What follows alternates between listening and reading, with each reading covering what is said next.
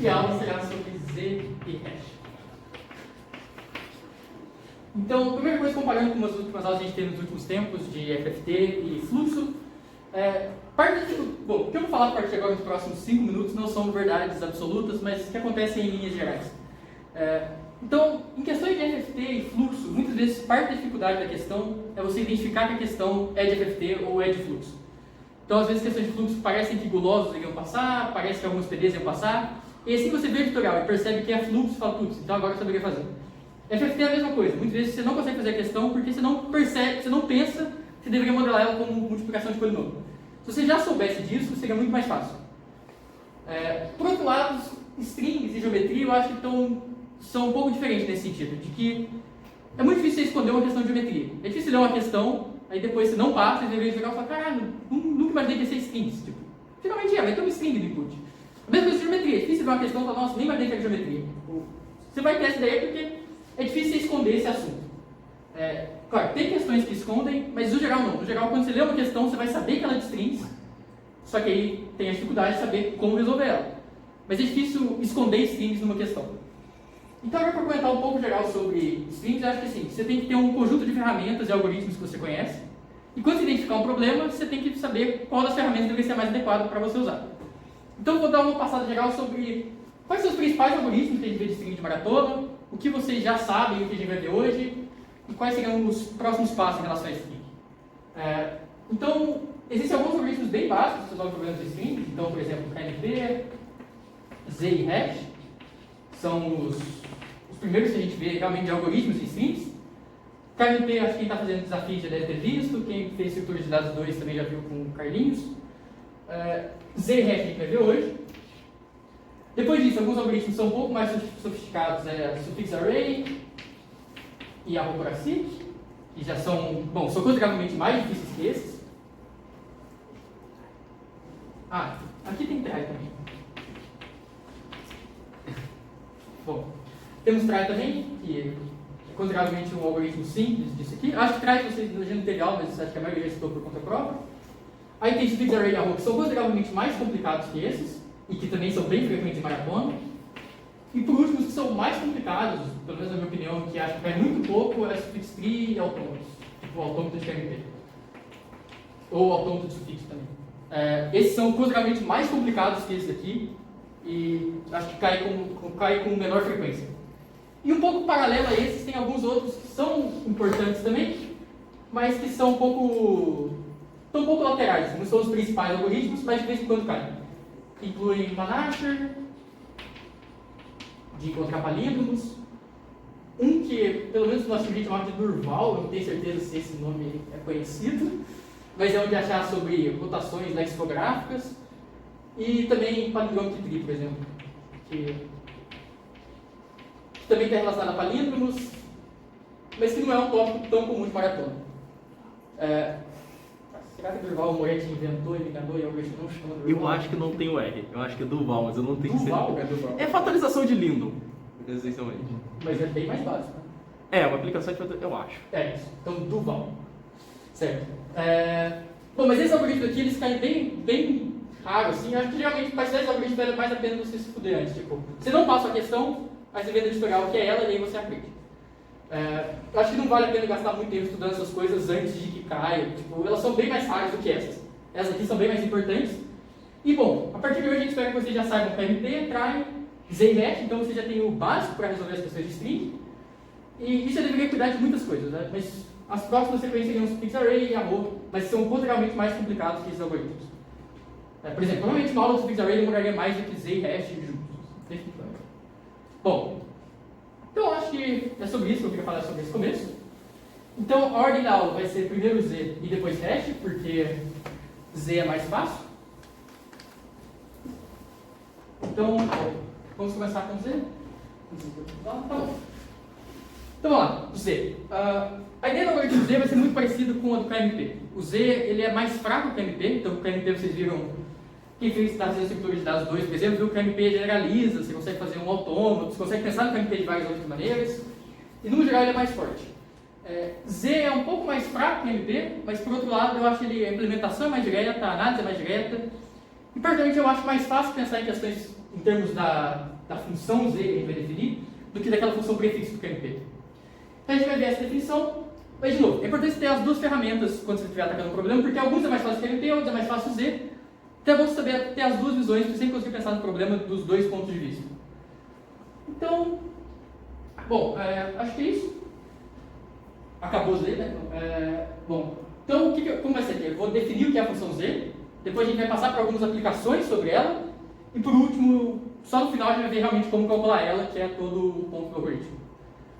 Tudo bem? Alguma dúvida? Bom, então o que a gente vai fazer para começar? A gente vai definir a função z e comparar ela com a prefix function. A prefix function é a do KMP, aquela maior prefixo, que também é um sufixo. E agora o meu ponto é que eu vou tentar convencer vocês de que a função z é melhor, de que ela é mais fácil de a gente calcular, é mais fácil de entender ela. Então vamos lá, como que eu defino a função z? Eu tenho uma string, então vou ter uma string com os caracteres, aqui vai ser tudo indexado de 0, então de A0 até AN. Aí vamos denotar por SI a string começando em I. Então seria do AI mais 1, até o AN, tudo bem? Então, finalmente, S, por exemplo, é o S0. Todo mundo entendeu essa definição? Então, vamos lá. A função Z, então Z, I, vai ser o maior prefixo comum entre S e SI. Então, basicamente, como se eu pegasse a string S, eu pego SI e vejo até onde as duas encaixam. Quando elas pararem de encaixar, acabou o Z. Tudo bem? Então, diferente do KMP, se eu pegar, por exemplo, um PI, né? O PI ele é o maior prefixo que é um sufixo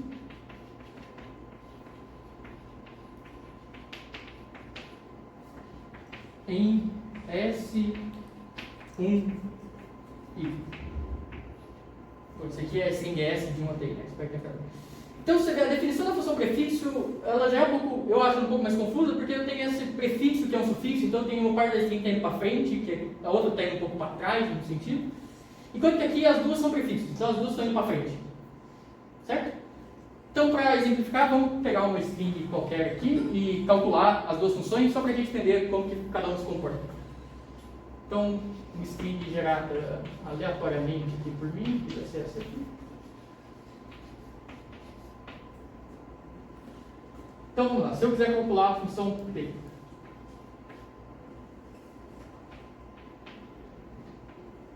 Então, a P aqui é 1, aqui é... Não, aqui é 1 não, né? Aqui é 0, porque não pode ser string inteiro.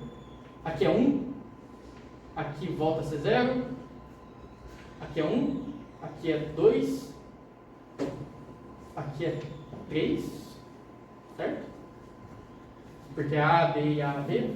Aqui é 4, porque eu tenho A, B, A e A, B, A. E aqui é 5, porque eu tenho A, B, A e o A, B, A. Tudo bem? Todo mundo concorda que essa é a função prefixo? E agora, então você tem que ficar fazendo esse negócio de ficar indo e voltando para trás, que eu acho um pouco chato. E agora, se eu vou calcular a função z, eu tenho que ver o quanto que as coisas se alinham e dá tudo certo. Então, a mesma coisa, o z de 0, a princípio, ele vai ser sempre a string inteira, né? Porque a string sempre vai ter um prefixo que é ela toda com ela mesma. Então, o z de 0, matematicamente falando, seria sempre o tamanho da string. Aqui, para a gente simplificar na hora de fazer o código, a gente vai falar que o z de 0 é sempre 0. Só porque eu vou inicializar o vetor e aí eu nem computo ela nesse ponto. Porque esse ponto é meio que uma trivialidade da função z. Tudo bem? Então, agora aqui. Começando aqui. O maior prefixo em comum dessa string A, B, A, B, A, com a string original é 1. Ela só tem o A em comum. Começando B seria 0, porque a string começa com A e o meu A começa com B. Começando aqui, eu teria 1, 2, 3, 4, 5 cara em comum. Começando aqui seria 1. Começando aqui 0, 2 e 1. Tudo bem? Então, pronto, é isso. Essa é a função z, é o quanto que eu consigo ir para frente se eu começasse no começo da string ou na posição 1. Tudo bem? Então, bom, essa é a definição da função z. Ainda não é muito claro como que a gente poderia computar ela, mas o que a gente vai fazer agora é igual o meio que o Harada fez com a FFT. Tipo, se a gente já assumisse que a gente soubesse multiplicar polinômio, como que eu modelo problemas, agora a gente vai assumir que se eu já tivesse a minha função z, como eu resolveria problemas? E algumas aplicações dessa função. Tudo bem?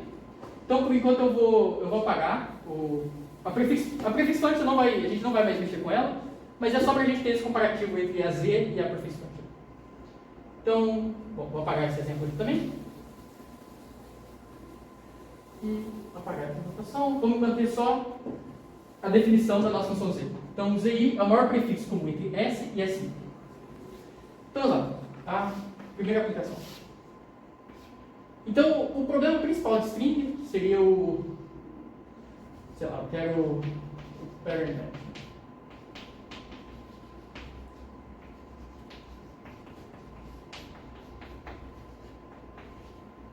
Então, esse é o problema padrão, que eu tenho um texto, eu tenho um padrão, eu gostaria de saber se o padrão está no texto. O algoritmo trivial é quadrático, né? Depende do tamanho do padrão multiplicado pelo tamanho do texto. E agora, como que eu consigo fazer isso com z? O que eu poderia fazer? Eu tenho meu padrão P e o meu texto T. O que eu faço algo do tipo P, eu concateno com um caractere especial, por exemplo, vamos pegar aqui o cifrão, que é um caractere que não aparece nas strings. T. Tudo bem? E agora eu calculo o z dessa string.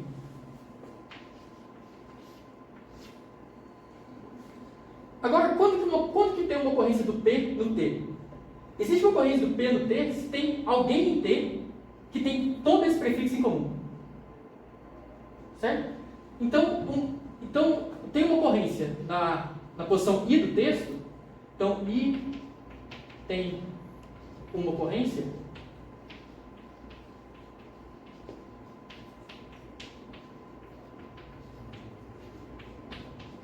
C e somente C.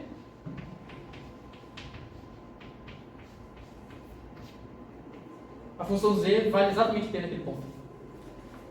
Certo? Porque se isso ocorre, significa que eu tenho o meu prefixo de tamanho P dessa posição com o P é em comum, basicamente significa então que todo o P, como essa string tem tamanho P, né? Significa que essa string ocorreu em P. Tudo bem? O caractere especial aqui é só para evitar que a função z extrapole o próprio tamanho do padrão, mas, bom, isso na verdade não é necessário. Assim.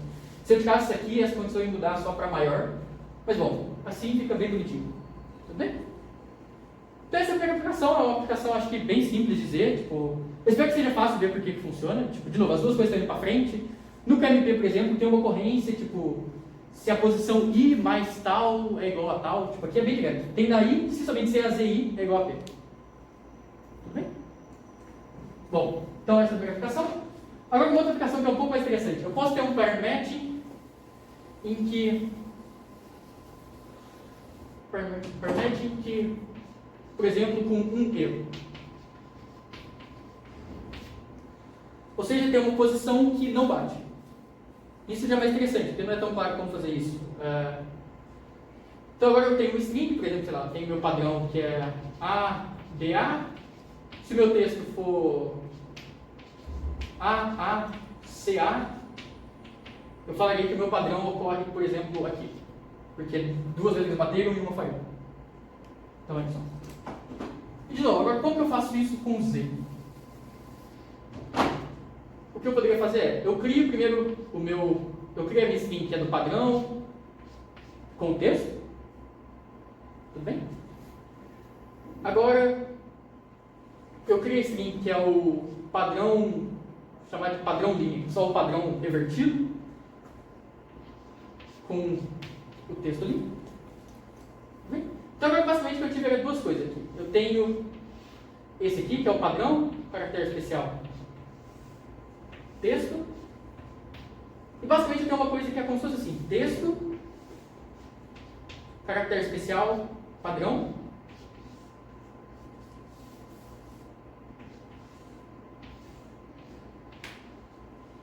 em que aqui eu tenho a minha função z indo daqui para cá, e aqui eu tenho uma função z como se ela estivesse indo ao contrário.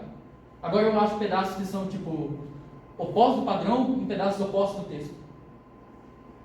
Certo? Então agora o que eu posso fazer? Vai que se tem uma ocorrência do padrão no texto em que uma posição dá errado, possivelmente a posição dá errado, o que vai acontecer vai ser isso aqui. Então, eu vou ter o meu texto, eu tenho um prefixo do padrão, então vamos chamar, por exemplo, de P, de prefixo. Aí eu tenho o meu caractere que deu errado e um sufixo do padrão.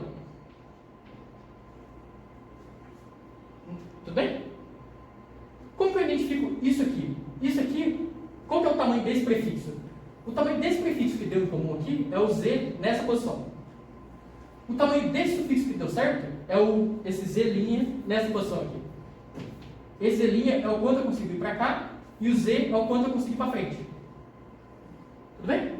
Então, isso aqui vai ocorrer se ZI mais Z', que seria esse aqui, algo do tipo P mais I, tudo bem? É igual a P menos 1. Ou seja, o tanto é igual não, né? Possivelmente maior ou igual. Porque poderia ser que esse caractere deu certo. E na verdade os dois Z's iam até se intersectar.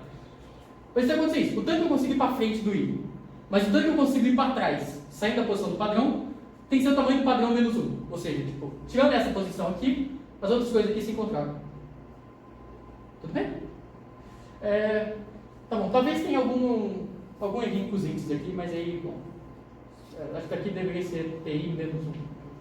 Quando você fala revertido, é realmente reverter a string. A primeira letra vai ser a última, a Exatamente. segunda vai ser a penúltima, tipo, dá um reverse. Isso, dá um reverse. Dá um reverse ao string e é isso.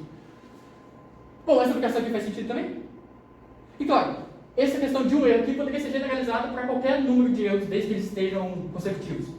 Então poderia ser 2 erros, K erros, de modo geral.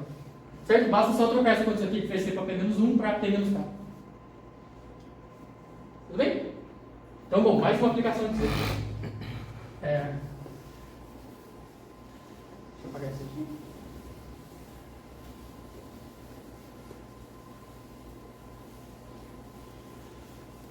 Então, uma coisa que é curiosa com o que a gente viu de strings até então, né? O problema original de pattern match, a gente viu que resolve com Z, mas aquelas ferramentas que eu falei no começo, quase todas resolvem esse problema. Então, depois de ver como resolver pattern match com hash, você já deve ter isso com KLT, suffix array também resolve, suffix tree resolve, arrow resolve, quase tudo resolve. Então, mas é bom saber, tipo, todos os algoritmos, porque pequenas variações pode ser muito mais fácil de um jeito que do outro. Então, deixa eu ver mais uma aplicação aqui. Ok. Próxima aplicação que a gente vai ver então, essa aplicação que a gente vai ver agora, ela vai ser um pouco inútil em Z, porque existem jeitos bem mais eficientes de fazer, mas vai ser legal ver que a gente vai fazer essa aplicação com Z, depois a gente vai fazer com hash, e na verdade a solução ótima não usa nenhuma das duas coisas, mas é um problema motivador interessante. Então eu tenho um string, eu quero saber o número de substrings distintas.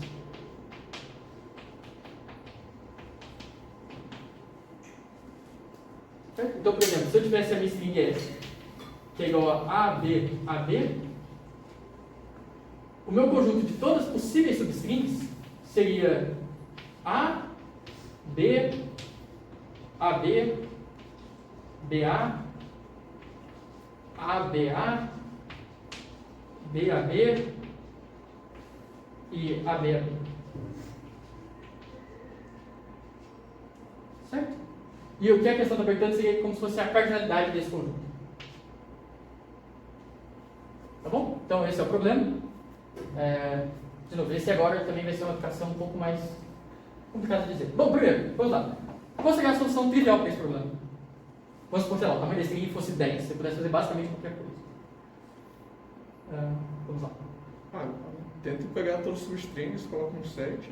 Exatamente. Tipo, faz um for, passa todos os substrings, coloca no set, dá set.size e isso resolve o problema. A complexidade de fazer isso seria, para toda substring, eu tenho n ao quadrado de substrings, eu tenho que colocar ela no set. Como nesse caso o comparador do set compara strings, que custa linear, então inserir seria n log n. Se eu faço isso para todos os possíveis substrings, a complexidade final seria n ao cubo log n. Então, tipo, é um problema razoavelmente simples, a nossa solução é bem bonita. E agora a gente vai ver, então, como que isso pode ser feito com z em n quadrado. Então, com z a gente vai conseguir fazer isso aqui em n quadrado. Tá bom. Então, vamos lá. Todo mundo está ok com o problema e como é um jeito trivial de resolver? Certo. Então, agora, como eu poderia fazer isso com z? É o seguinte. Com z, não só vou conseguir resolver esse problema, mas eu vou conseguir resolver esse problema de maneira online. Assim. Para cada letra adicionada, eu vou conseguir dizer quantos novos substrings apareceram. Então, como eu vou fazer isso? Suponha que eu tenha a minha string original e que eu já sei o número de substrings que ela tem. Basicamente, eu vou mostrar como que eu adiciono um caractere, e para resolver o problema seria só adicionar um caractere por vez. Então, suponha que eu tenha uma string que eu quero adicionar um caractere C, um caractere novo nela. Como que eu poderia atualizar a minha lista de substrings distintas? Uma substring vai ser nova se... Bom, uma substring só pode ser nova se ela for um sufixo dessa nova string. Tudo bem? Porque qualquer substring que está em S, eu considerando que eu já contei. Já substrings novas para aparecer são simplesmente os sufixos, que usam o último caractere. Certo? Então, se eu reverter a string, então se eu fizer C, S', então os caracteres, as novas substrings que aparecem são novos prefixos. Então eu quero saber quantos prefixos tem agora que não existiam antes. Tudo bem? Como que eu posso fazer isso? Eu calculo a função z dessa minha string. E o que ela me dá? Para cada posição, ela me dá qual que é o maior prefixo dessa posição que dá essa linha inteira. Então, se eu pegar aqui, eu tenho a minha string. Se eu pegar o maior valor da função z, lembrando que no zero a gente fala que ela é zero justamente por causa daquela discussão. Né? Então, se eu pegar o maior valor, depois do zero, né, da função z, ela me dá qual que é o maior prefixo que aparece em algum lugar da string. Certo? Ou seja, qualquer prefixo maior que isso não aparece em nenhum outro lugar da string. Ou seja, se ele não aparece na string, então significa que qualquer prefixo daqui para frente, esse aqui, esse aqui, esse aqui, são todas substrings novas. Então, quando eu adiciono o caractere C, eu reverto, calculo a função z, e o número de novas substrings que aparece é o tamanho da string, então seria, sei lá, o tamanho de SC, menos o z máximo, assim, o maior z que apareceu, de CS. Tudo bem? Tem um pessoal lá fora, será que eles estão achando que pode entrar? Entra. Tudo bem? Isso aqui fez sentido? Sim? Ele pareceu mais animado sobre a aplicação anterior, mas... Tudo bem? Então, bom, a ideia é que, então, para cada novo caractere que eu adiciono, eu consigo atualizar a minha resposta. Então, se eu fizer isso para todos os caracteres, no final eu vou ter a resposta da string inteira. E, além disso, a complexidade disso foi, para cada caractere, eu tive que computar a função z uma vez. A gente não sabe a complexidade disso ainda, né? Mas então vai ser, sei lá, O de n vezes o tempo que demora para computar z. Então, vou chamar de z. Tudo bem? Bem, então com essa aplicação, mais uma aplicação de z. E agora a gente vai ver a última, então. Espero que vocês estejam muito motivados para ver que essa função é importante. O último problema é o seguinte. Eu tenho a minha string s. Não. E eu quero saber se S pode ser escrito como repetição de uma string T. Então você pode escrever S como tipo T, concatenado com T, concatenado com T e tudo mais. E eu quero saber o menor T tal que isso aqui é possível. Então, claro, sempre tem algum T que é possível, eu poderia só falar assim, S é igual a S. E pronto, fiz com uma string. Mas eu quero saber qual que é a menor string tal que isso é possível. Então, por exemplo, sei lá, se S for AAB, então a menor string possível seria o AAB. Certo? Não tem nenhuma menor que essa que vai dar certo para a gente. Ok? Tá bom?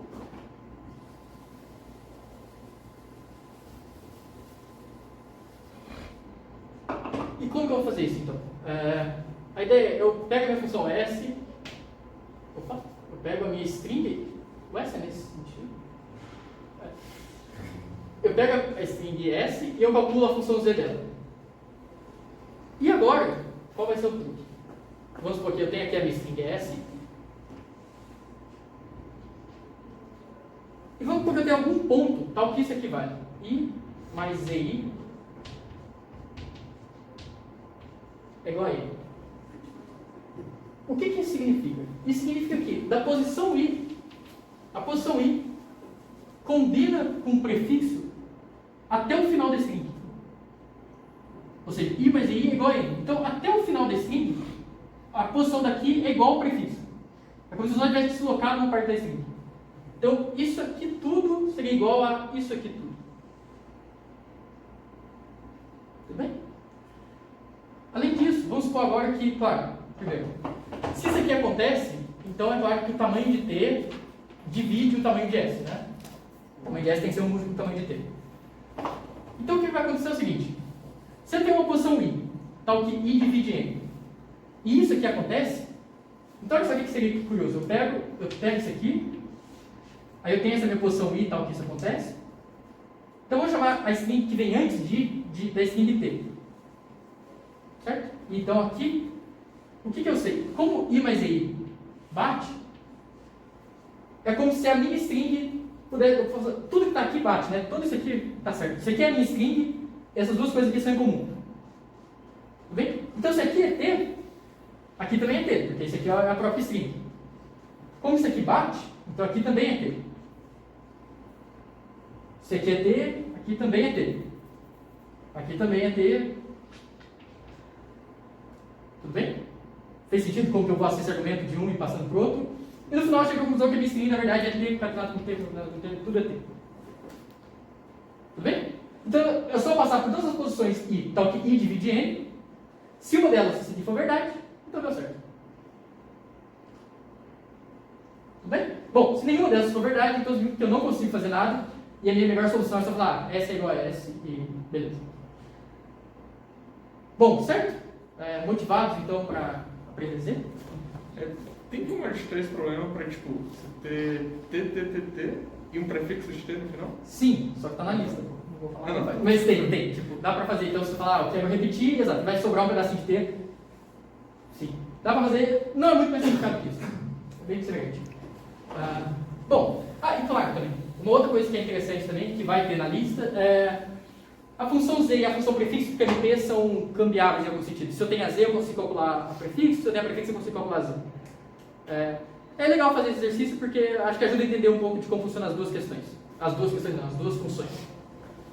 Bom, acho que é isso. Então, essas eram as motivações para aprender Z.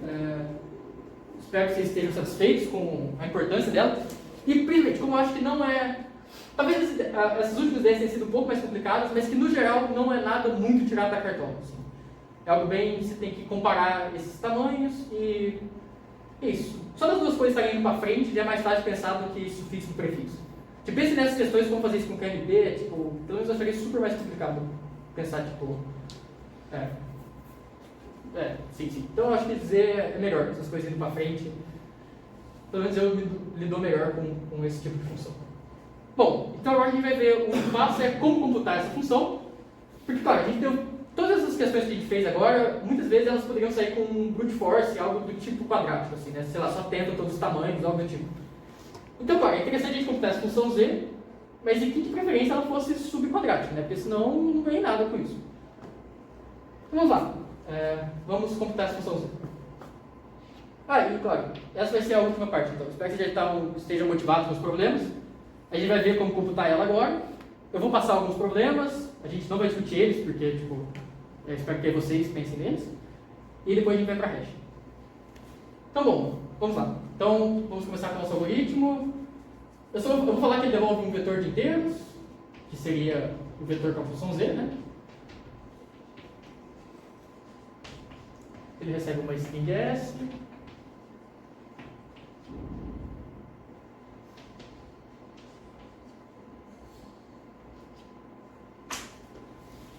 Tá, vamos lá. Qual seria um algoritmo trivial que calcula a função Z? Tipo, em quadrado. Que não seja nada. Vamos lá. Não precisa pensar em nada eficiente, assim. Pode ser algo bem... Basta ser polinomial. Você vai testando até não bater. Perfeito. Quando não bateu, deu errado. Então, bom, vamos codar isso. Então seria esse ponto size. Vou decorar um vector de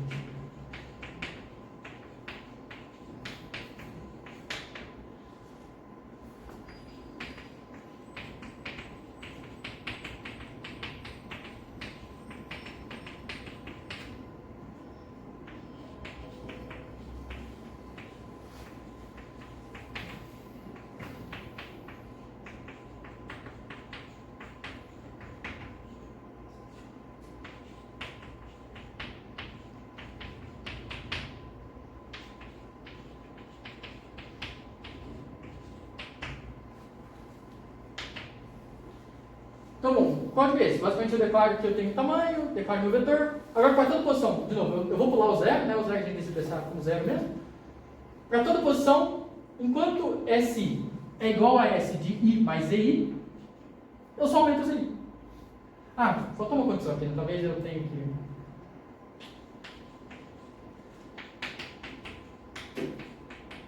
Só tem que tomar cuidado para não sair desse...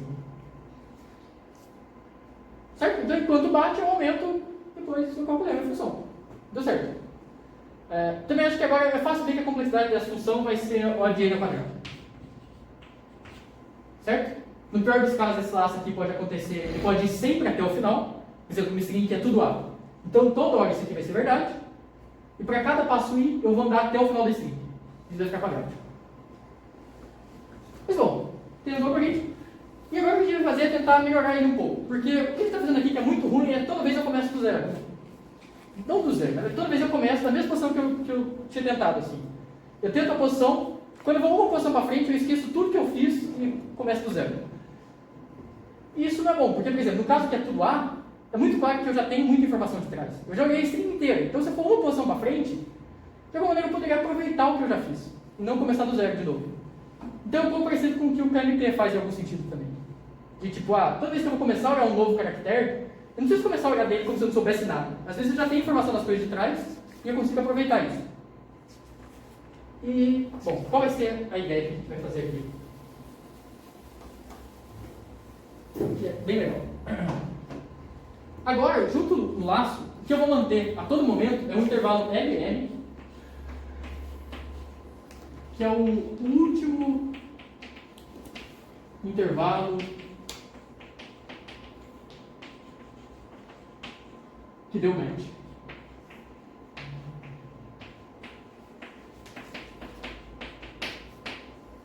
Quando eu falo da match, é deu match com o prefixo desse link. Seria esse de... Primeiro. Esse seria... Sim, perfeito, boa. Sim. Isso, certo. Todo mundo entendeu por que estava errado aqui. Primeiro, a gente tem que comparar o começo da string com o começo começando a posição 1. Eu estava comparando SI com SI, mas eu estava achando o intervalo, todas as letras são iguais. Faz não sentido. Tudo bem? Então. Mas agora, então, voltando para a corrente mais eficiente, então, eu vou guardar todo esse intervalo LL, que é o último intervalo que já deu match. Então, é um intervalo que eu já sei que bate com o prefixo. E agora, quando eu for computar a função z no ponto i, eu tenho dois possíveis casos. Primeiro, pode ser que o i é maior que o l. Ou seja, o i está no intervalo que eu ainda não conheço. Eu sei que o LR deu match, o i está para frente do L. Então, bom, basicamente nesse caso não tem o que eu fazer, eu não sei como melhorar isso. Então eu vou só seguir o nosso algoritmo trivial do i, que é o de ir aumentando enquanto dá. Se isso não ocorre, agora é um caso interessante. O que acontece é, eu tenho a minha string, aqui, e eu sei que o intervalo LR é igual ao prefixo.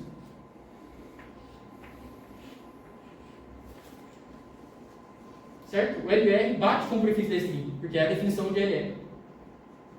E a minha posição i está aqui dentro.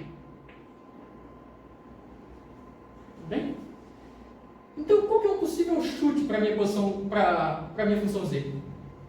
Eu sei que a posição i é como se ela estivesse aqui, por exemplo.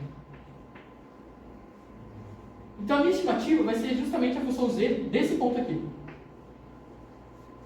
Ou seja, eu vou começar chutando que a minha função z, a z do i, ela é a z de menos l.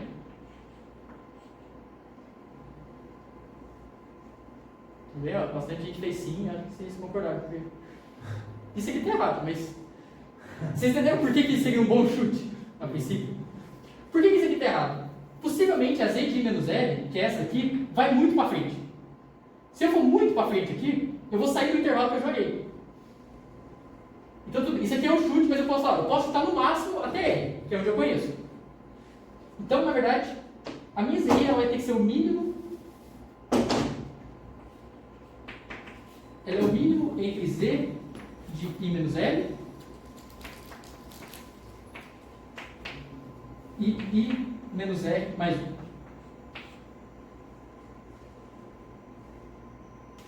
Tudo bem? Então, basicamente, o que eu estou falando é, se tudo isso aqui bate, na verdade, isso aqui, basicamente, se tudo isso aqui bate, então, o que eu estou falando assim, ó, a z pode, isso aqui é só o meu chute, não é o valor definitivo, é o valor que eu vou começar a olhar a função. Se tudo isso aqui bate, eu posso falar assim, ó, então a função z nesse ponto é pelo menos isso aqui, porque eu sei que aqui todo mundo bate. Tudo bem? Se caso isso não bata, ou seja, é menor, se não vai até o R, então a minha função z é justamente o valor desse z mesmo aqui. É o meu chute original, ele estava certo. Tudo bem? Então, basicamente, esse aqui é o valor que eu vou começar chutando. Fala, ó, tenta começar de um desses dois. A princípio, z menos 0 é o meu chute de verdade, só que o meu chute de verdade, se ele for muito grande, a ponto de sair do intervalo que eu joguei, então eu limito ele por R. Certo? Todo mundo entendeu por que isso é um começo viável? Não necessariamente isso aqui vai ser a minha resposta, mas isso é um bom começo. Tá bom? E bom, depois desse bom começo, depois de eu dar o meu chute inicial, o que eu faço é o algoritmo trivial. Então a única mudança que eu fiz é, nesse caso aqui, eu não faço nada, eu só falo, realmente esse caso aqui não tem muito o que fazer, eu vou só continuar nesse algoritmo ruim nesse que a gente fez. Nesse caso eu falo, eu não preciso começar do zero, começa de alguma coisa não zero. Quer dizer, talvez essa coisa seja zero, mas começa de algum lugar que é razoável e depois aumenta enquanto dá. Então não vou mudar muito o algoritmo aqui. Bom, eu vou apagar o que a gente fez aqui então, e aí a gente vai tentar implementar essa ideia do tentar um chute antes. Então, deixa eu apagar isso aqui.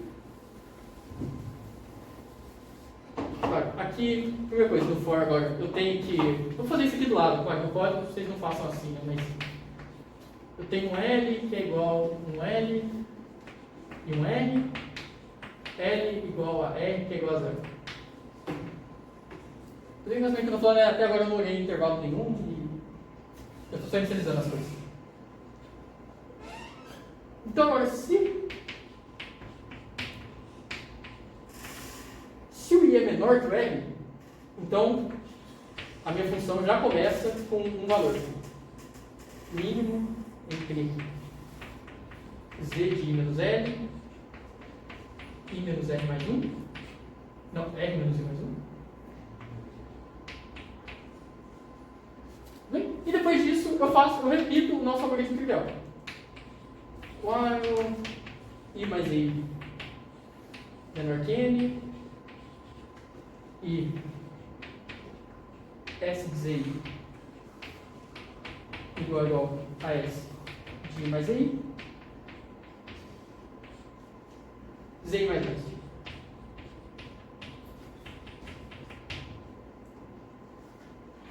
Aqui agora no final, eu só tenho que fazer o update do meu intervalo LS. Então, se I mais I menos 1 é maior que E, que é basicamente o final do meu intervalo que eu olhei, é maior que E, então eu faço o update que é L vira I e R vira I mais I menos 1. E depois, pá, eu retorno isso.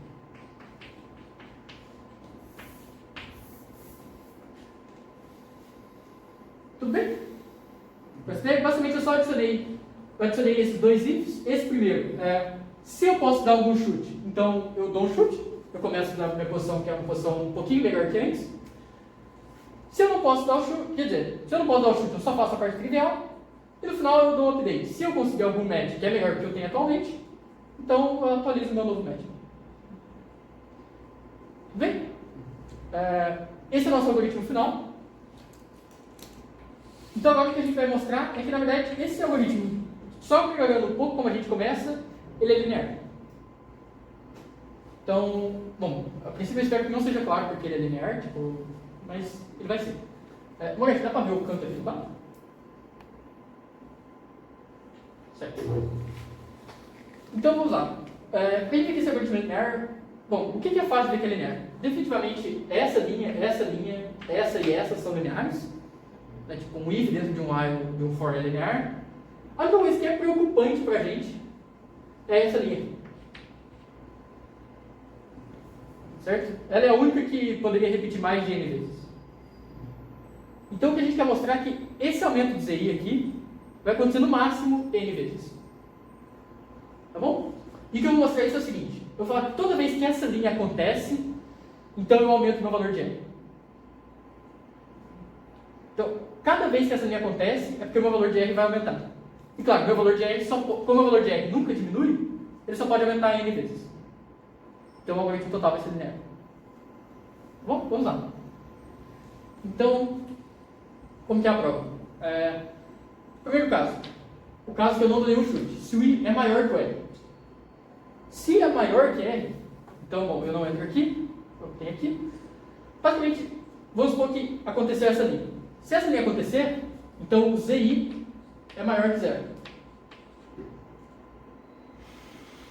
Isso significa que I mais ZI menos 1 é maior que R.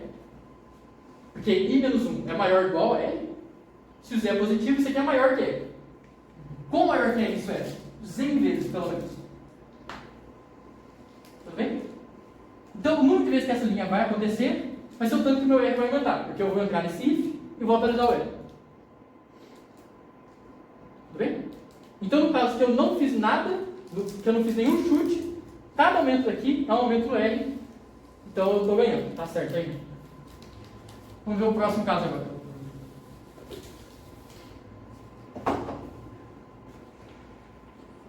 Se é menor ou igual a R. Não, isso. Se é menor ou igual a R. Primeiro caso.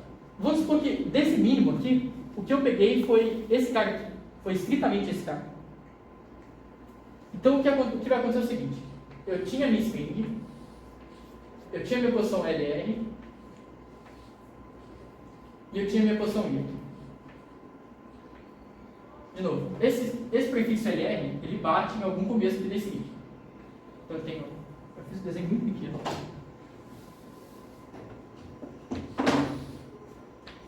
Tem string, eu tenho o intervalo LR, eu tenho a minha posição I. O LR bate em algum lugar aqui da string. Algum lugar aqui no começo, e eu tenho a minha posição I. Se o meu chute foi exatamente para pegar esse cara aqui e não esse aqui, significa que eu não bati até o final da string. Eu bati até algum lugar aqui, assim. Tudo bem? Se eu bati até algum lugar aqui, significa que esse caractere aqui deu diferente. E se ele tivesse dado igual, então o Z dessa posição seria maior.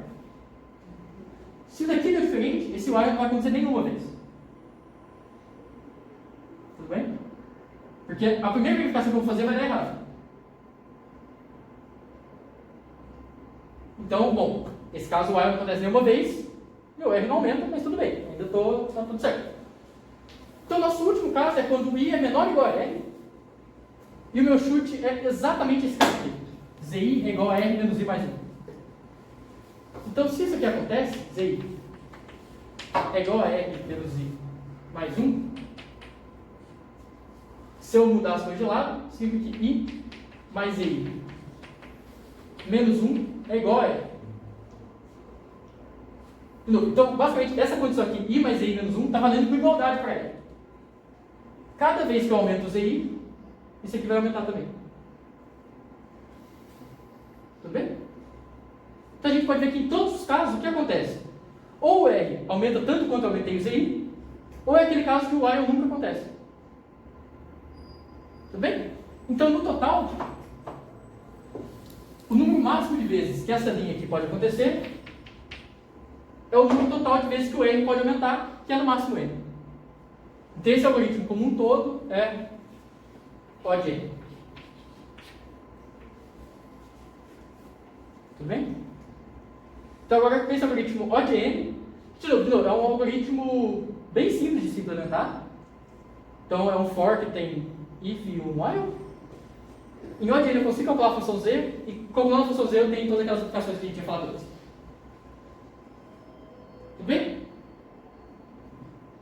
Alguma pergunta sobre a função Z? Tá, então depois eu vou passar os exercícios. Os exercícios depois eu vou mandar o link no Telegram com os exercícios.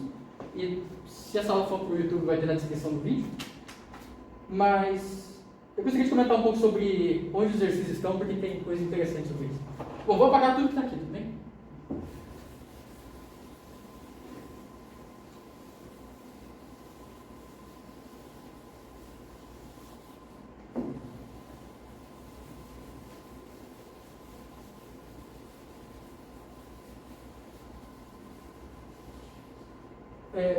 Primeiro, tem um lugar maravilhoso que você deve conhecer, que você, não sei se vocês conhecem, mas se pegar problema, que foi o melhor Summer School que existiu na história, que foi o Summer School de 2018 em Campinas, que foi o Endagon. Acho que o Endagon era coach, ou acho que era coach do Turge. Ou, não? Sikovic. Sikovic não é professor? Mas acho que é coach. Tá bom, o Endagon é da IT também. Isso eu acertei? Não tem certeza. Ele é russo, isso eu tenho absoluta certeza. Então, ele deu o Summer Camp em 2018 e foi um Summer Camp que é bem organizado por conteúdos. Então, teve o dia de fluxo, o dia de geometria, o dia de strings. E para cada um dos dias, ele citou 2 contextos, um básico e um avançado do assunto. Então, tipo, lá tem contexto de fluxo, básico e avançado, contexto de geometria, básico e avançado, contexto de strings, básico e avançado. As questões básicas começam desde o zero, tipo, calcula a função Z, e vai até loucuras de strings. Assim. Então é muito bom, você entra lá, tem lá tipo dia 5, strings, tem 14 questões básicas e 12 avançadas, muito bem setadas. Então, bom, se você entrar lá, depois eu posso mandar o grupo, mas é Brazilian Summer School 2018, aí pega o contexto de string básico, string basic. As funções que são legais de fazer com Z é A e AD. A e AB são relacionando Z com o prefix function. AD é só calcule a função Z. E aí tem a J, a K e a Q. Todas são questões que dá para fazer com Z e são bem interessantes.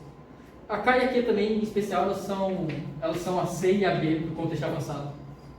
Então, é isso. São questões bem interessantes, muito bem setadas. Recomendo bastante que façam elas. E também olhem os outros assuntos de contexto que ele tem lá. Tem mais outras questões que eu dizer. Tem, de 2017, tem uma prova da Colômbia, da Universidade Nacional da Colômbia, acho que é isso. A questão E, que essa questão dá para fazer com QMT também, mas com Z é bem fácil. Aí tem uma do CodeChef, que chama Shift the Stream.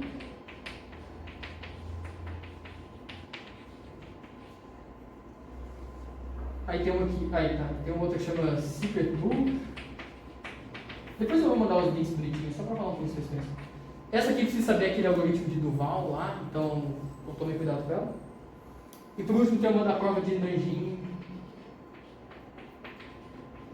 18 e 19, a questão N, que também é uma questão muito legal de strings.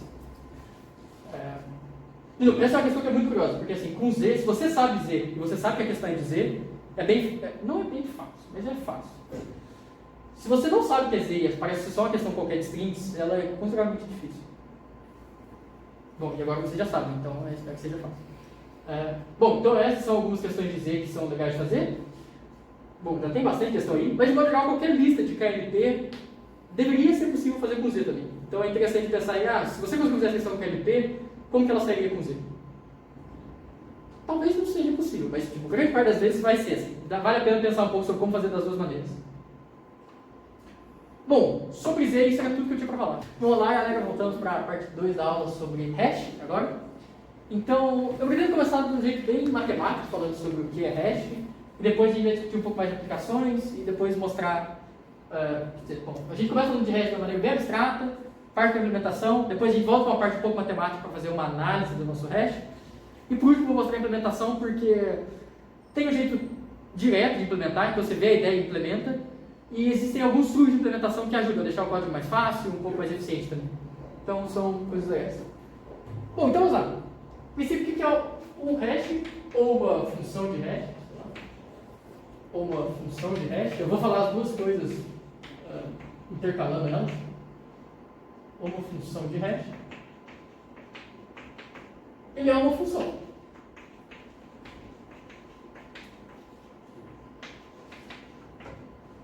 Então o hash, como toda função, ele tem o seu domínio que leva para o seu contradomínio.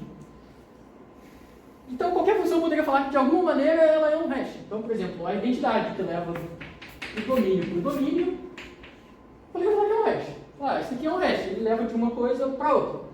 Mas, geralmente, quando a gente fala de função de hash, o que a gente quer dizer é que a gente vai sair de um domínio e levar para algum contradomínio. Então, aqui eu tenho uma função de que de alguma maneira o meu contradomínio é muito mais simples de manipular do que o domínio. Então é como se eu tenho algumas estruturas complicadas, eu aplico uma função para levar elas para algum lugar que eu consigo manipular melhor. Então, por exemplo, eu poderia pensar que quando eu faço bitmask, eu saio do conjunto de todos os conjuntos, então essa notação aqui seria como se fosse o power set de n, ou seja, todo subconjunto de tamanho n, e eu levo isso para os inteiros 2 elevado a n. E de alguma maneira o 2 elevado a n é muito mais fácil de tratar do que os subconjuntos. Então eu poderia pensar como se isso fosse uma função de hash. Ou seja, eu saio do domínio e levo para algum contradomínio que é mais fácil de tratar. Em especial, quando a gente fala de hash no contexto da maratona, geralmente o que a gente quer dizer é a gente vai fazer sobre hash de strings. Então, a gente vai começar pensando primeiro no caso que eu tenho essas strings de tamanho k. Suponha que esse conjunto aqui são todas as strings de tamanho k, e eu quero levar isso para os naturais. Tudo bem? Porque, por exemplo, por que levar para os naturais poderia ser bom? Porque comparar strings geralmente é custoso.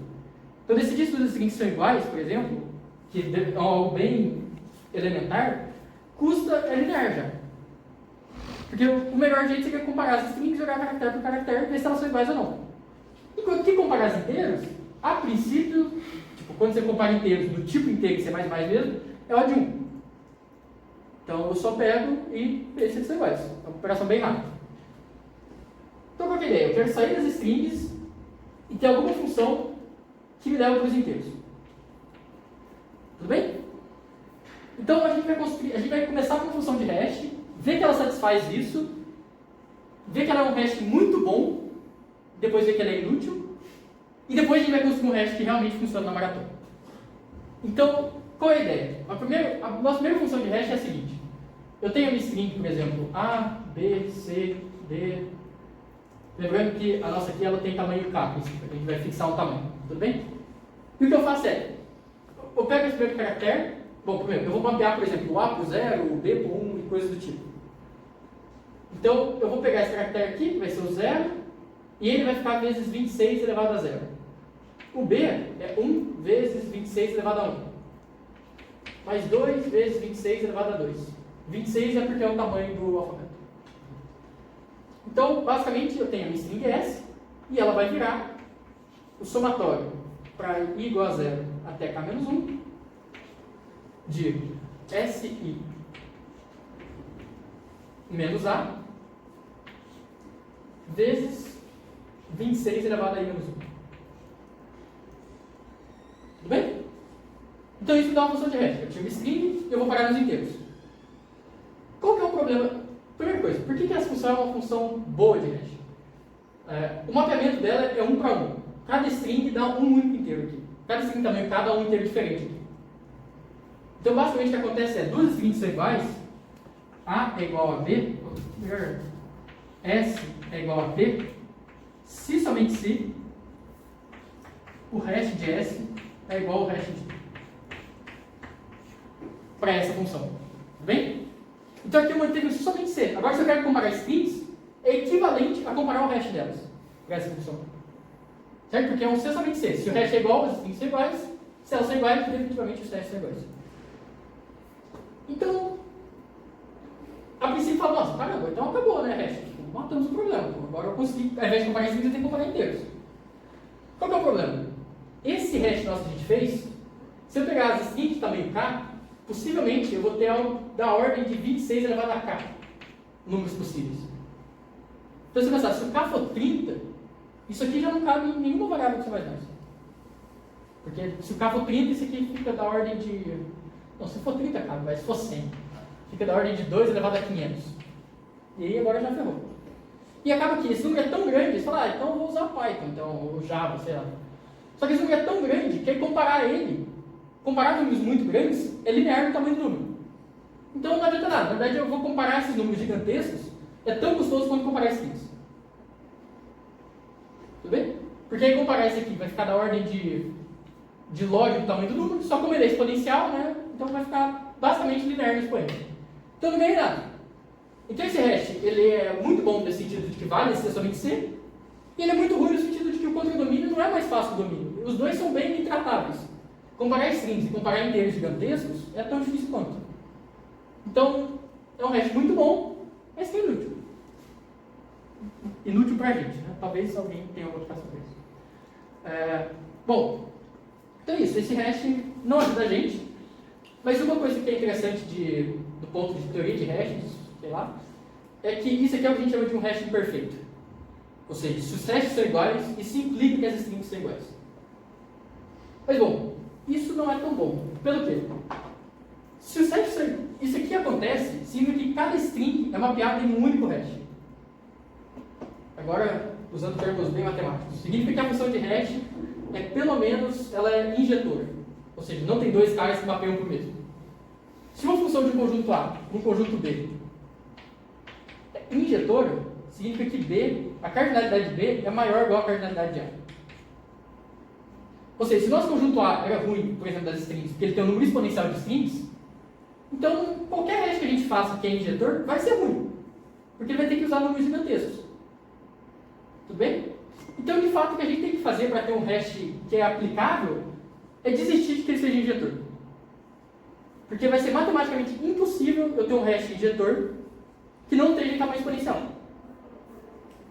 Então, o que a gente vai fazer aqui é, se o S é igual a T, o S é igual a T, definitivamente implica que os hashes são iguais. Porque isso aqui é uma função. Se o input é igual, a saída tem que ser igual. Mas o que a gente vai fazer é que a volta não é verdade.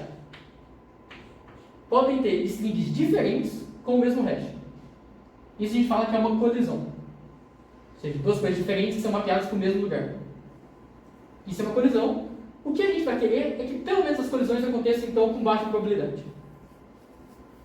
Bem, porque se elas ficarem acontecendo toda hora, então o meu hash é inútil, né? Tipo, mapeia toda string para zero. Isso é um hash. Mas aí todo mundo é colisão. Então não tem sentido.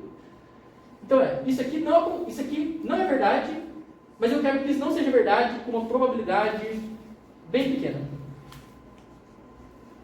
Tá bom? Porque aí, se isso for verdade com uma probabilidade bem pequena, então basicamente eu vou assumir que quando são iguais, provavelmente é porque as strings são iguais. Porque a chance de acontecer é muito baixa. E principalmente, não só a probabilidade é baixa, e agora roubando um pouco da maratona, mas a probabilidade é baixa e o meu setter não sabe qual é esse caso. Porque se a probabilidade for muito baixa, mas o setter sabe o caso que dá pau, então não adianta nada, porque ele vai setar esse caso e eu me fudi. Então, eu quero pegar isso é um pouco assim, a gente às vezes ganha no hash por obscuridade. Tipo, se o setter não entende meu hash, não tem como ele quebrar. Certo? Então, por exemplo, alguns casos que acontecem no CF de casos bizarros.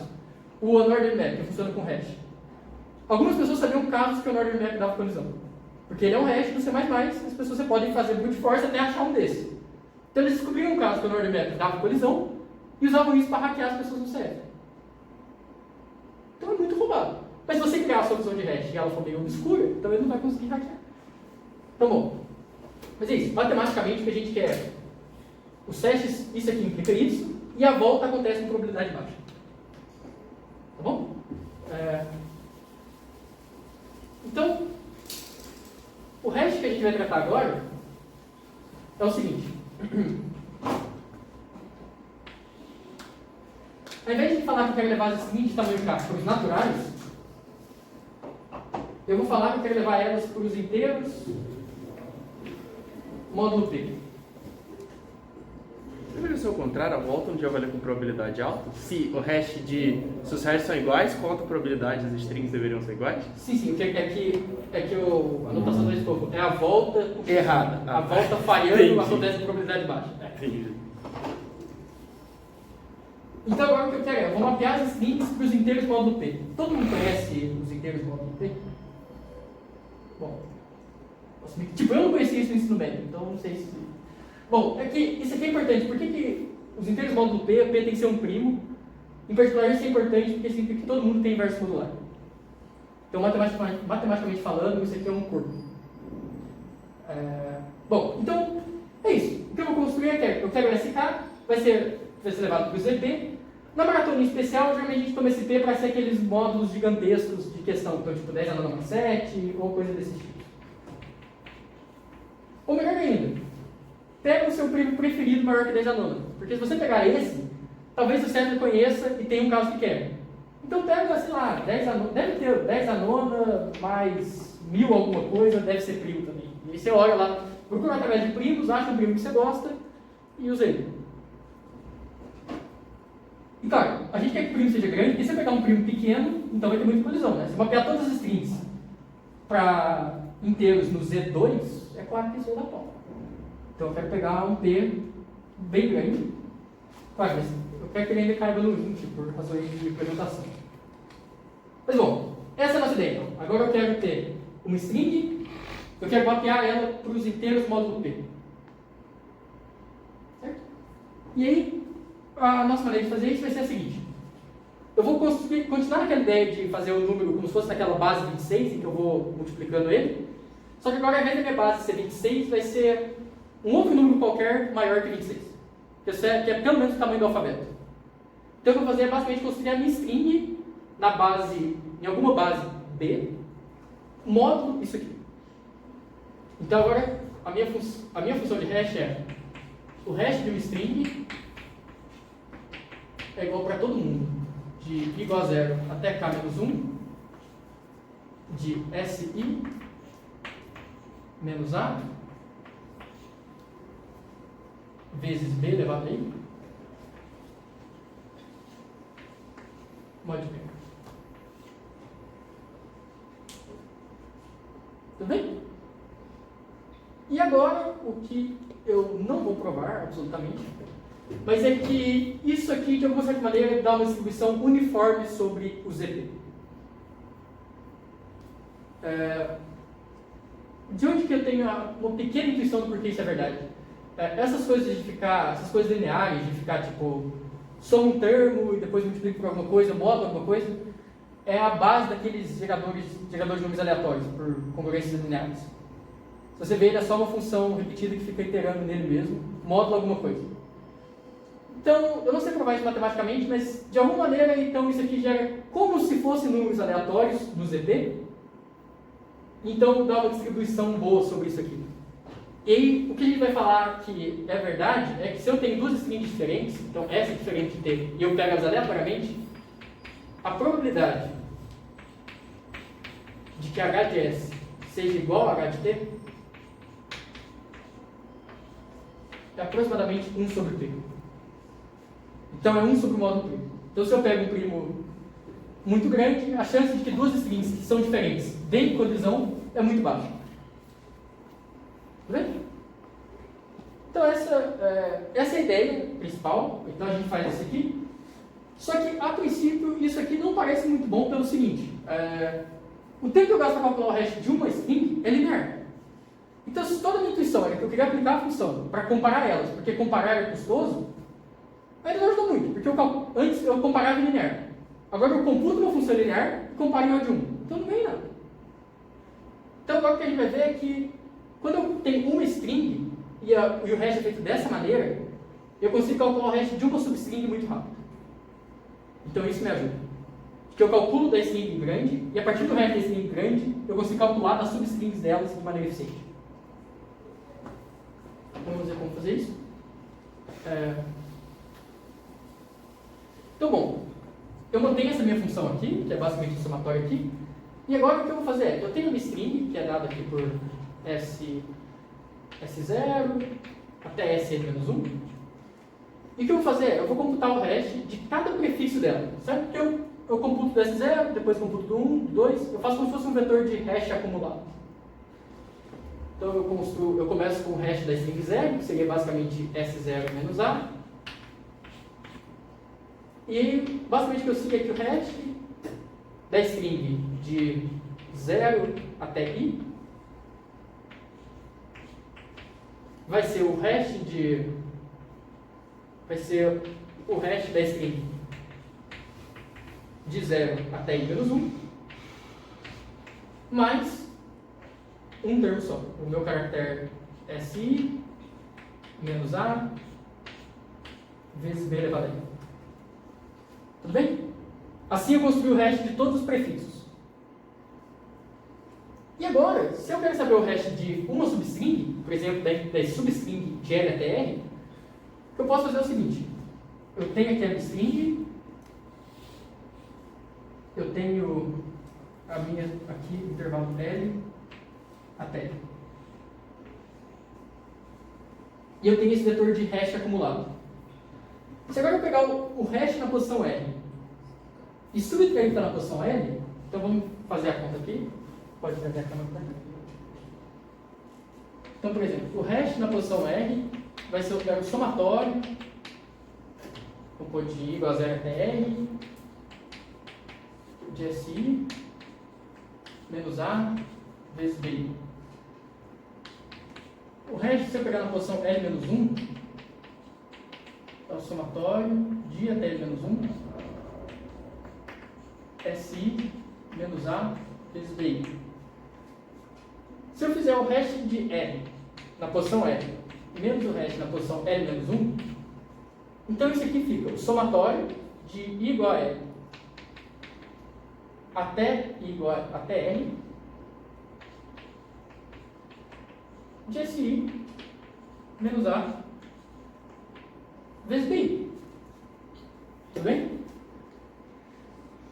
Isso aqui é quase o hash da string de LR. Ele só não é pelo seguinte. Ao invés do primeiro termo estar elevado a 0, que é o normal para o string, ele está elevado a B elevado a L. Então é como se fosse o meu hash está deslocado por B elevado a L.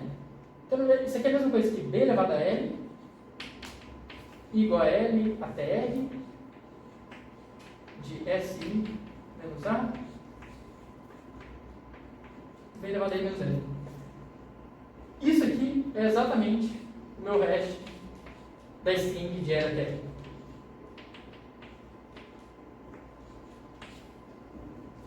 Tudo bem? Então, agora o que eu tenho é que HR menos HL menos 1 é igual a PL vezes esse hash.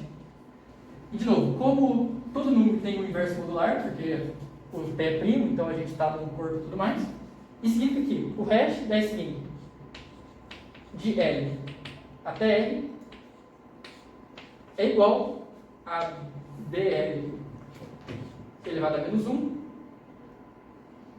vezes HR menos HL menos 1. Tudo bem? Então, de novo, isso aqui é só uma conta, né? Isso aqui eu consigo fazer em O de 1. Claro, eu teria que pré-computar esse inverso aqui, a princípio. Mas se eu pré-computar esse inverso, então isso aqui agora eu consigo fazer tudo em O de 1. Então eu consigo achar qualquer substring em O de 1. Olha que maravilha. Então eu tenho um pré-processamento linear, em que eu computo o hash da string inteira, e depois qualquer substring eu consigo achar o hash dela em um tempo constante. De novo, é um constante que é um pouco pesado, mas é constante. Bem? Então, de novo, essa é a nossa motivação para... Essa é como funciona a hash, como a gente... O jeito direto de se implementar a hash. O que a gente vai ver agora é um pouco sobre como que eu posso dar essa propriedade de conseguir de substrings em tempo constante para resolver problemas. E agora o que a gente vai fazer é repassar para alguns problemas que a gente tinha visto com Z e ver como fazer eles com hash. Então, vou apagar tudo aqui do quadro então.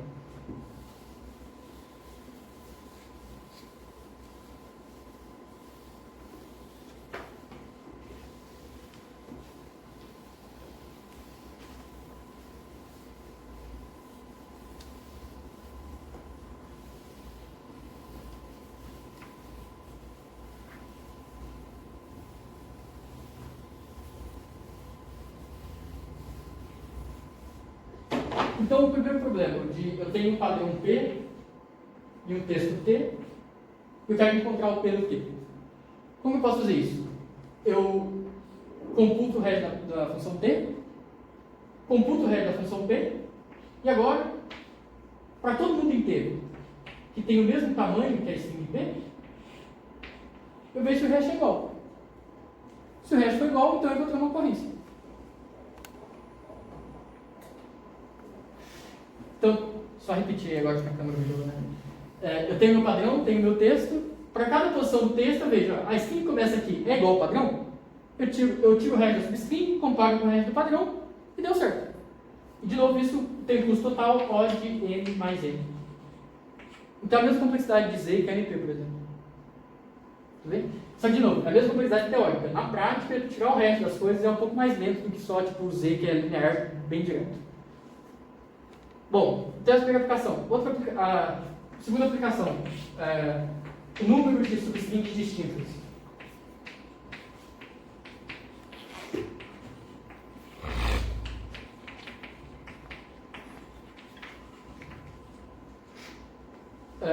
De novo, agora eu posso fazer a ideia trivial, que é aquela de para toda substring eu jogo ela no conjunto.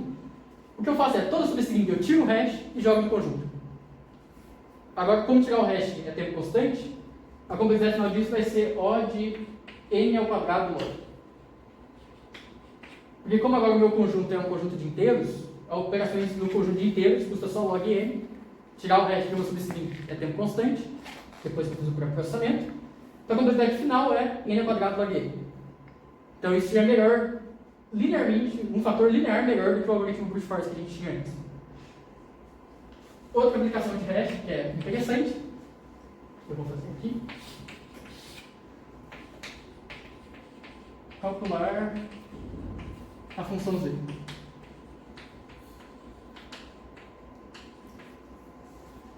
o que eu posso fazer é, eu começo na posição I, eu pego a minha string, eu começo na posição I e faço uma busca binária agora, de quão longe eu consigo ir que ainda bate o meu prefixo. Então, tipo, esse segmento bate com esse meu segmento do prefixo? Se sim, eu vou para frente, se não, eu vou para trás. Eu consigo encontrar a maior substring começando em I, que bate com o meu prefixo. Que é a definição da função Z. Então, com essa estratégia, eu consigo calcular a função Z em O de n log n. Certo? Para cada posição eu faço uma busca binária. Aí você pode pensar, caralho, isso foi muito trouxa, né? Porque a gente acabou de ver como calcular a função Z em O de n, aí eu apresentar o que é mais complicado e o que é pior. Então, de fato, essa ideia não faz sentido para Z.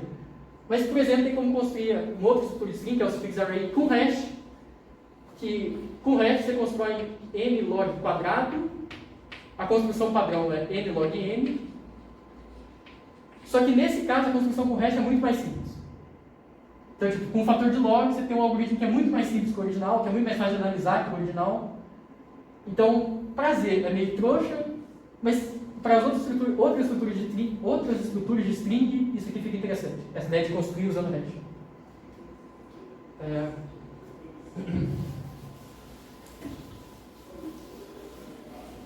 Uma outra aplicação também, por exemplo, é verificar que uma substring é palíndroma em O de 1. Então, o que eu posso fazer é, eu pego a minha string e eu tiro hash nas duas direções dela. Então, tipo, um hash que vem para cá, o outro meio que vindo de cá. E agora, se eu quero saber se uma substring é palíndroma, vai ser se o hash dessa metade é igual ao hash dessa metade. Assumindo que aqui eu fiz esse hash de trás para frente. Tudo bem? Então, de novo, basicamente, essa ideia nossa de conseguir reduzir comparações de string para comparações de inteiro, que leva um tempo constante, permite que a gente faça muita coisa. Tipo, basicamente, quase que tirando um fator linear e substituindo por um fator log. Ou, nesse caso aqui, por exemplo, fica só O de 1 comparar essas que são palíndromos ou não. Tudo bem? Então, essa foi a parte de implementação. O que a gente vai fazer daqui a pouco é ver alguns truques de implementação e algumas... por que esse algoritmo que eu falei aqui, se ele for implementado assim, ele é bem ruim. Ruim no sentido de... não de tempo ruim. É muito fácil arranjar um caso que quebra ele, a gente vai ver como que faz isso. Tem modificações pequenas que você pode fazer para consertar ele. E depois eu vou mostrar como que era o código que a gente usava, que tem vários outros truquezinhos de implementação para ajudar. Mas aí, a primeira coisa que eu queria falar era sobre...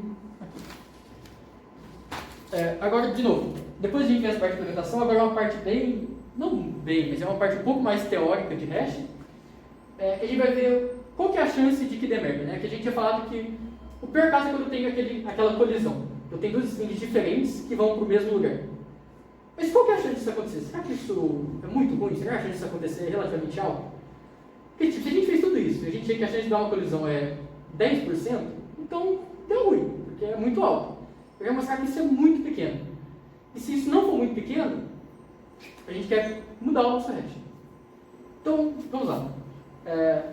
De novo, o que a gente tinha comentado, que a gente não vai provar, mas é que a chance de uma colisão acontecer, ou seja, strings diferentes que são mapeadas para o mesmo lugar,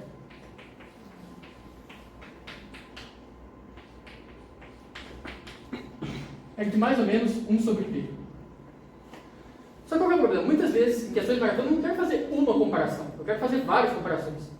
Então, por exemplo, pode ser que eu tenha um array de 10 ativa strings e eu quero saber se existem duas repetidas ou coisa do tipo. E aí, qual que é o problema? Você já ouviu falar sobre o paradoxo do aniversário?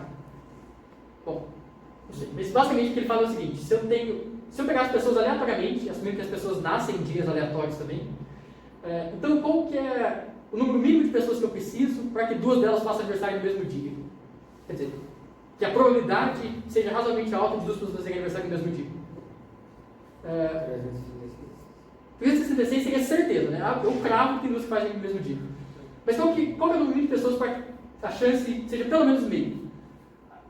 A princípio, você pensar rapidamente e falar assim, deve ser muita gente, né? Sei lá, eu conheço várias pessoas e, tipo, aqui a gente tá aqui, sei lá, 15, que a gente, não, contei um pouco errado, né? Mas a gente tá em 10, mas a gente, tipo, sei lá, o Maratonuso tem 90 pessoas no grupo, que estão no grupo Telegram, né? E eu não sei nenhuma duas que fazem aniversário no mesmo dia. Então você fala, deve ser muita gente. E se você for fazer as contas, a resposta é tipo 23. Então, tipo, um grupo de 23 pessoas aleatórias, a chance de que duas façam aniversário no mesmo dia é pelo menos meio.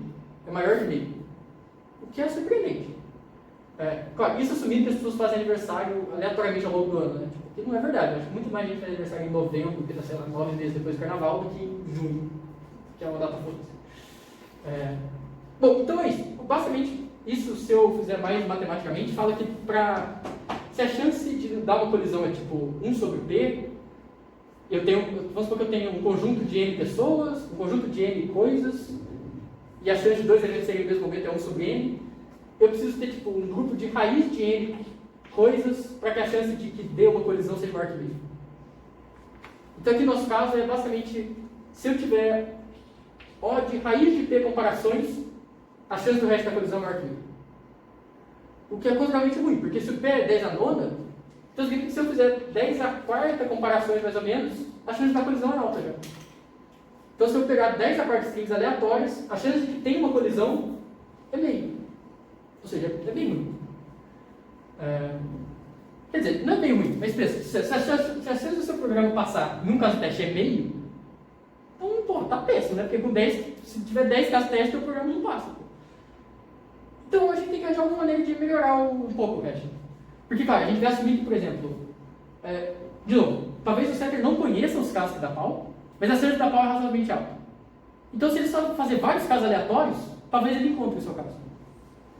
Então, o que a gente queria fazer é algo que a gente vai querer tentar melhorar um pouco essa nossa probabilidade, porque no momento não está muito bom. E agora, para isso, o que a gente vai fazer é o seguinte: eu vou comentar uma estratégia, a gente vai ter uma intuição bem vaga do porquê que ela seria verdade, e depois a gente vai dar uma prova matemática do porquê ela seria verdade, mas que também está bem longe de ser uma prova. Que é o seguinte: se um hash não dá, então eu vou fazer dois hashes. Então, ao invés de eu computar um hash para um primo só, igual eu tinha um módulo SAP, eu vou fazer para dois módulos. Então, antes eu computava aquela minha função e tirava ela módulo Z, ela módulo P. Agora o que eu vou fazer é ela módulo Q. Intuitivamente, elas podem até bater no P, mas qual que é a chance de elas baterem no P e no Q? né? Pô, isso é bem mais difícil agora. Então, intuitivamente é só isso. Se um hash não dá conta, então eu vou tirar 2, porque aí acho que a chance deve diminuir, né? Intuitivamente parece que é mais difícil bater em um primo e no outro. Tudo bem? E agora qual que é um pouco mais essa intuição um pouco mais formalizada? Não sei se vocês conhecem o teorema chinês dos sextos, que é o Chinese Remainder Theorem. O que ele fala é o seguinte, tipo, dados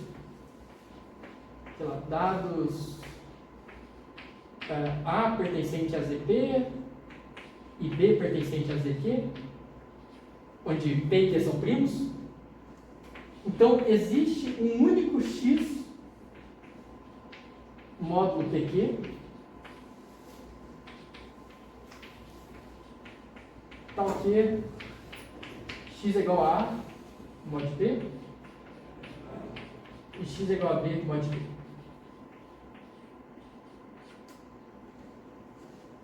Então é basicamente tipo, se eu pego esse sistema de congruências lineares, que é x é congruente a A módulo P, x é congruente a B módulo Q, tem um único x módulo PQ que satisfaz isso. Isso é o que o teorema fala. Uma outra maneira de chegar a isso é que para cada dupla AB, em que A pertence ao ZP e B pertence ao ZQ, isso de alguma maneira está conectado com um único x que pertence ao Z módulo P vezes Q. Tudo bem? Isso, agora varzeando bastante matematicamente, de alguma maneira está falando que o ZT, o produto pertencente ao ZQ, é isomorfo ao ZT aqui. Então, basicamente, o conjunto de duplas ordenadas, módulo P, módulo Q, em algum sentido é igual ao ZT vezes Q. Então, o que eu estou falando é, quando eu faço dois hashes, um com P e um com Q, em algum sentido é equivalente a fazer um hash só módulo P vezes Q. Então, se antes a minha probabilidade da colisão era aproximadamente 1 sobre P, agora ela é aproximadamente 1 sobre P vezes Q. De novo, então agora aquela nossa análise, que preciso ter mais ou menos raiz quadrada de coisas para dar uma colisão, é mais ou menos raiz quadrada de 10 a 18, que é 10 a 9. Isso nunca vai ser um input de um problema, né? 10 a 9 strings. Então agora a chance de que eu tenha uma colisão é muito baixa, é bem próximo de desprezível. Então, o padrão, que eu saiba, o padrão na maratona geralmente é a gente fazer coisas com 2 módulos. Porque aí a chance de que dê pau é bem, bem pequena. Tudo bem? Claro, e se você der muito azar e tiver um caso que bate? Aí você pode dar 3 módulos, aí não tem limite, de novo. A loucura tem limite e não estamos nem próximo dela. Né? Você poderia fazer uma coisa com 10 hashes e ver o que dá. Qual que é o problema? Qual que é o balanço disso? Quanto mais hashes, menor a chance de você ter uma colisão. Então a chance de tomar WA diminui. Quanto mais hashes, maior o tempo do seu programa. Então a chance de tomar TL aumenta. Então é isso. Tipo, se você mandou isso, deu WA, você acha que é o número de primos, aí você aumenta. Aí se deu TL, aí você diminui. E se você está entre WA e TL, provavelmente o que significa é a questão não é hash. Você pensou errado. Mas então é essa a intuição. Do porquê que fazer com 2 primos é melhor que fazer com um só. Mas claro, tem todo esse balanço de tempo que meu programa gasta com corretude dele. Bom, acho que para hashes é isso, a parte teórica. Agora a gente vai ver um pouco da implementação dele, porque diferente da implementação de Z, que é basicamente só uma cópia do que aquilo que eu fiz no quadro, hash tem vários provisinhos interessantes que ajudam na implementação. Então acho que vale a pena comentar só. Então vamos lá.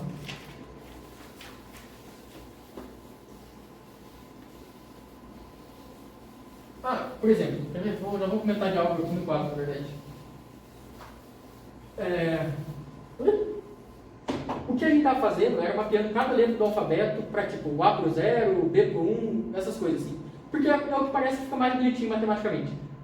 Qual que é o problema? Se eu mudar com strings de diversos tamanhos, então, e eu faço isso, então o hash de A é 0. O hash de AA também é 0. Porque é tudo 0. Em especial o hash de A n vezes é 0. Então, de novo, eu tenho uma colisão que é muito fácil do meu setter conseguir ela. Então isso não é uma boa ideia. Porque provavelmente esse vai ser um dos casos testes. Então, por exemplo, o que a gente faz no nosso caderno de hash? Eu só mapeio A pro valor dele na tabela ASCII, que é tipo 74, sei lá. Ou seja, isso é algo que não vai ser tudo zero. E agora é bem claro que o resto dessas coisas não dá colisão mais. Tudo bem? Então eu só mapeio, e de novo, isso aí é satisfaz aquela propriedade, né? Tipo, do B vai ser o do A mais 1, tem algumas coisas, tipo, gostaria que isso fosse verdade, mas agora eu não mapeio mais para o zero, eu só mapeio para algum outro número, que é mais difícil você achar um caso que bate, que quebra. Então, bom.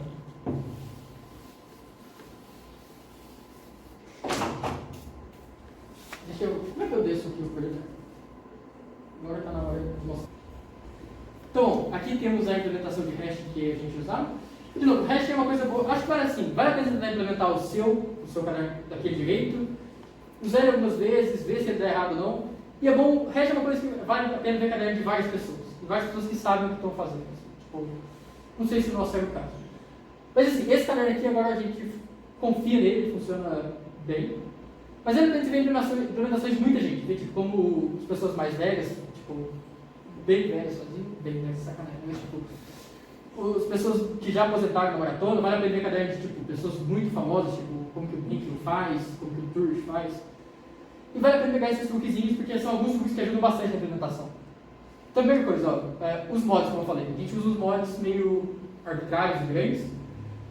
Aí, essa base, que é aquele fator que eu vou ficar multiplicando basicamente, o fator que eu vou ficar multiplicando toda hora aqui. Ele é um número qualquer aqui, então, tipo, é um número aleatório gerado. Então, tipo, a gente só gera um número aleatório, 356 vezes o mod menos 1. E eu vou multiplicar meio que a string por esse valor base aqui. Então, de novo, eu tenho um número aleatório, eu tenho mods que as pessoas não conhecem, que não conhecem, mas são mods que não são padrão. Então, de novo, não só a probabilidade de acontecer uma colisão é baixa, como é difícil de alguém construir um caso que isso dá pau, assim, construir na mão um caso que isso der errado. Tudo bem? Então, vamos lá. Qual que é... E agora, alguns detalhes sobre a implementação. Então, primeiro, esse começo aqui é interessante, que é meio que as escolhas aleatórias de coisas que a gente faz, que são meio setadas à mão, que acho que é difícil que alguém se prepare para quebrar esse hash. E aqui algumas noções interessantes, né? Essa nossa base, que ali a gente estava usando como o tamanho do nosso alfabeto, que era o 26 elevado a alguma coisa assim. Essa base tem que ser pelo menos maior que o alfabeto, e tem que ser menor que o módulo. Tudo bem? E agora, além disso aqui, bom, e agora aqui é a nossa apresentação. Primeiro, eu computo as potências dos primos, então T elevado aí. E agora aqui é um detalhe interessante de implementação que eu vou comentar, que eu acho que é legal. Na nossa implementação trivial que a gente fez antes lá, eu precisava do inverso do número B, né? Eu precisava do inverso modular da base. E inverso modular tem que fazer com exponenciação rápida, então é algo que é lento um pouco. Se eu tivesse que saber o inverso para todo mundo aqui, aí isso ficaria n log de t. Então ficaria log de t mais ou menos 30, então já ficaria um fator pesado só de pré-computar os inversos.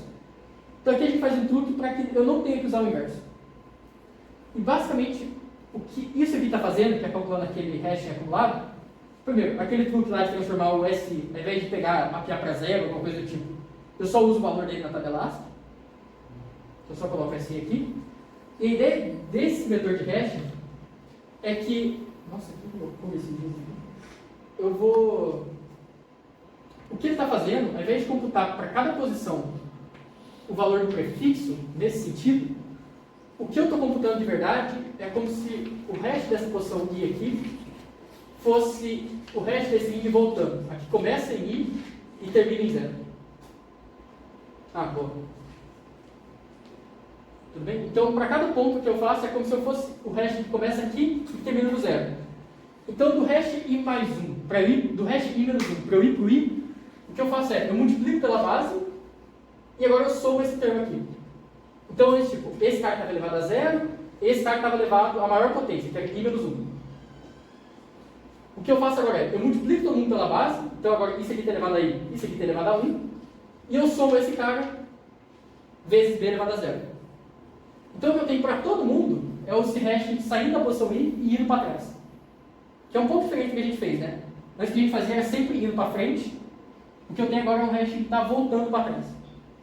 E por que isso é bom? Porque agora, quando eu quero saber o hash de uma substring, ao invés de ter que fazer essa divisão modular, que é multiplicar pelo inverso, eu só vou fazer uma multiplicação normal mesmo. Porque agora quando eu tiver o... Se eu quiser saber o hash desse ij, então de até j, o que eu faço é, eu pego o hash da posição j, que é o daqui até aqui, e tiro o do i vezes alguma coisa. Porque o que acontece? O do i ele tá deslocado em relação ao j, mas para baixo, né? Tipo, o j ele conta, por exemplo, o si vezes b elevado a j menos i, alguma coisa desse tipo. E para todos para trás. Aí o que eu faço é, eu pego o hash do i, que seria o si vezes b elevado a zero, mais todo mundo aqui para trás, e eu faço esse deslocamento da potência vezes j menos i mais 1. Tudo bem? E aí agora eu consigo o hash dessa mesma string, sem fazer divisão aritmética. Sem fazer divisão modular, que é lento. E além disso, outra coisinha que é interessante, que é quando eu trabalho com dois sets, ao invés de retornar um pair, que é uma coisa, pode ser um pouco chata, o que eu faço é juntar as duas variáveis inteiras em uma long. Basicamente eu pego o resultado do primeiro hash, pego o resultado do segundo hash, e eu faço hashing do primeiro shiftado por 30, então eu jogo ele 30 bits para frente, faço o short com o segundo, então basicamente eu retorno um long. Os primeiros bits representam esse resultado, e os últimos bits, os bits lá da frente, representam o primeiro resultado. Tudo bem? Então, essa é a implementação de hash, acho que ela é uma boa implementação. Esse truque aqui ajuda no TR das questões, porque ele faz ficar mais rápido tirar o hash de substrings. Isso aqui facilita a implementação por não ter mexer com pair. E essas escolhas aqui ajudam a evitar casos bem bolados dos juízes e quebrar com um caso que quebra os mods padrões.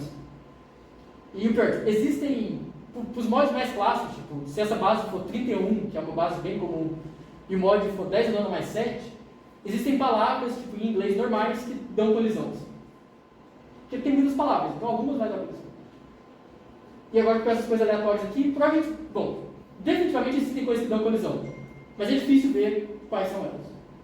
E claro, se aqui é aleatório, então um caso que dá uma colisão uma hora, talvez nem dê na próxima vez. Então fica bem difícil de gerar casos que isso aqui colide. Tá bom, tem as sessões de hash, mas eu acho que, bom, não vou comentar muito sobre elas, depois eu vou colocar elas lá no site também.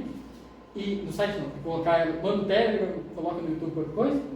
Mas é a mesma ideia, tem uma questão lá que está na lista de Z e de hash, acho que vale a pena, claro, quando você for passar numa lista, você passa de um jeito, quando você for passar no outra lista, você passa do outro jeito. Né? Você só não olha e fala, já fiz com Z, não vou ver hash. Não faz sentido. Bom, e é isso. Então, as duas aulas estão acabando.